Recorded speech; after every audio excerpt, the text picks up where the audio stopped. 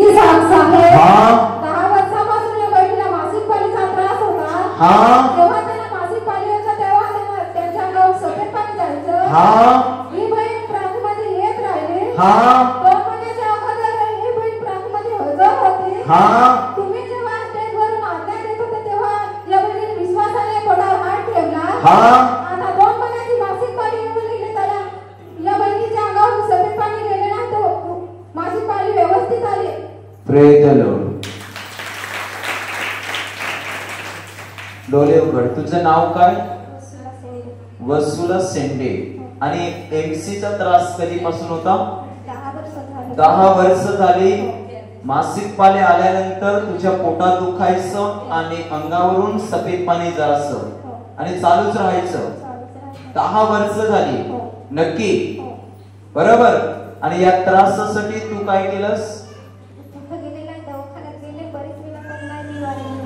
दवाखान्यात या त्रासासाठी तू गेलीस, पण एमसीचा त्रास काही निघून गेला नाही। या त्रासासाठी तू केंद्रामध्ये प्रार्थनेत येत राहिलीस आणि 2 महिने अगोदर तू इकडे हजर होती आणि मी इकडनं आज्ञा देत असताना देवाचं सामर्थ्य तुझ्यावर आलं आणि तेव्हापासून एमसी आली, परंतु सफेद पाणी अंगावरून गेलं नाही आणि काही त्रास पण झाला नाही। 2 महिने व्यवस्थित आहे। पुन्हा एमसीचा त्रास 10 वर्षाचा काढून टाकला नक्की? खरं म्हणतेस?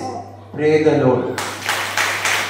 ही बहीण म्हणते की 10 वर्ष झाली, एमसी आल्यावर लगेच सफेद पाणी अंगावर वाहायचं आणि हा त्रास 10 वर्ष चालू होता। या त्रासासाठी ही बहीण हॉस्पिटलमध्ये गेली आणि हॉस्पिटलमध्ये डॉक्टरांकडून उपचार केले, परंतु एमसीचा त्रास काही गेला नाही।